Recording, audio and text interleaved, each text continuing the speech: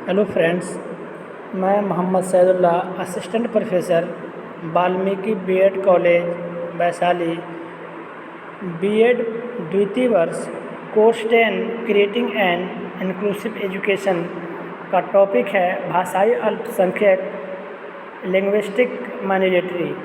इसके बारे में हम लोग पढ़ेंगे। भाषा मानव संसर्ग का एक महत्वपूर्ण साधन है। इसका समाज के साथ सहसंबंध एकदम सीधा साधा और असंदिग्ध प्रतीत होता है। ग्रियर्सन के अनुसार भारत में 179 भाषाएं और 544 लोक भाषाएं हैं। कितने हैं ग्रियर्सन के अनुसार? 179 भाषाएं और 544 लोक भाषाएं हैं। भारत की जनसंख्या के 97% लोग 23 भाषाओं के बोलने वाले हैं। कितने प्रतिशत लोग? भारत की जनसंख्या के 97% लोग 23 भाषाओं के बोलने वाले हैं। इनमें से 22 भाषाएं भारत के संविधान की 8वीं अनुसूची में रखी गई है और ये हैं असमी,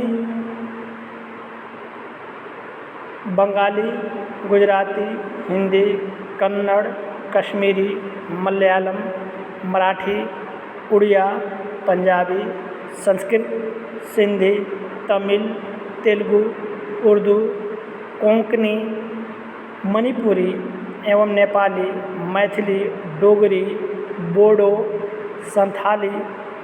ये 22 भाषाएं जो हैं वो क्या हैं?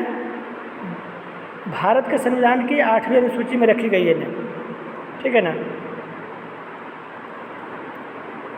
समान भाषा भावनात्मक एकता को प्रोत्साहित करती है। भारत बहुभाषाई राष्ट्र है। हिंदी भाषी लोगों की संख्या लगभग 40% है। अन्य दूसरी भाषा से संबंधित लोगों का प्रतिशत 8.25 से कम ही है। कितना है? बहुभाषाई हिंदी भाषी लोगों की संख्या लगभग 40% है। अन्य दूसरी भाषा से संबंधित लोगों का 8.25% से ही कम है। इस रूप में हिंदी के अतिरिक्त अन्य भाषाओं से संबंधित समुदाय अल्पसंख्यक है।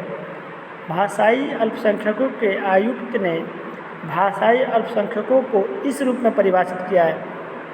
भाषाई अल्पसंख्यक वे अल्पसंख्यक हैं जो भारतवर्ष के किसी राज्य क्षेत्र में रहते हैं या इसके किसी भाग में रहते हैं जिनकी अपनी भिन्न भाषा या लिपि होती है, ठीक है ना। भारत के संविधान में भाषाई अल्पसंख्यकों से संबंधित अनेक सुझावों को सम्मिलित करने पर जोर दिया गया है जिससे उनकी अभिरुचियों को सुरक्षा प्रदान की जा सके। इस संदर्भ में लैपोन्स के दृष्टिकोण उल्लेखनीय हैं। उनके अनुसार भाषाई अल्पसंख्यकों के अधिकार के शासन पत्र में बोलने का अधिकार, पढ़ने का अधिकार एवं समझाने का अधिकार सम्मिलित है। भारतीय संविधान की धारा 351A प्रत्येक बच्चे को मातृभाषा माध्यम से शिक्षा प्रदान करने का अधिकार प्रदान करती है।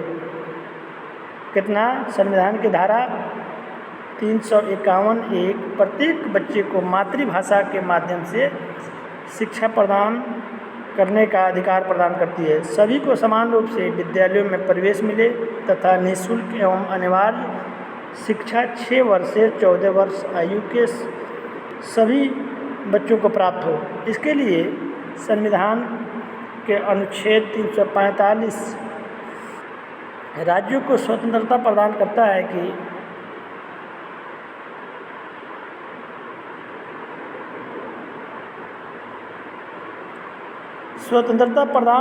कि एक या एक से अधिक क्षेत्रीय भाषाएं या हिंदी को अपने राज्य की सरकारी कामकाजी भाषा के रूप में प्रयोग करता है।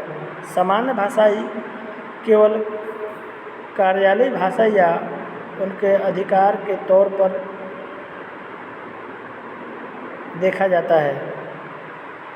जबकि मातृभाषा को विद्यालयों में शिक्षा के माध्यम के रूप में उपयोग करने का संवैधानिक अधिकार है। इसका अंतर्राष्ट्रीय समझौता Hamburg declaration on under learning UNESCO 1997 में हुआ था, जिसमें भाषाई अल्पसंख्यकों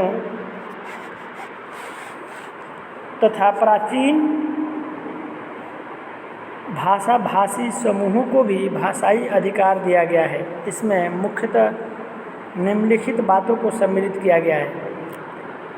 नंबर 1, छोटे बच्चों की शिक्षा आवश्यकता अनुसार उनकी मातृभाषा में हो।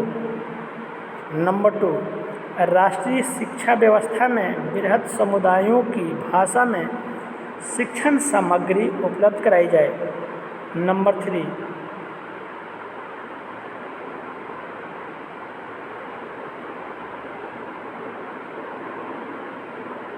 अंतर संस्कृति शिक्षा तथा अल्पसंख्यकों के प्रति सकारात्मक दृष्टिकोण का वर्णन करें।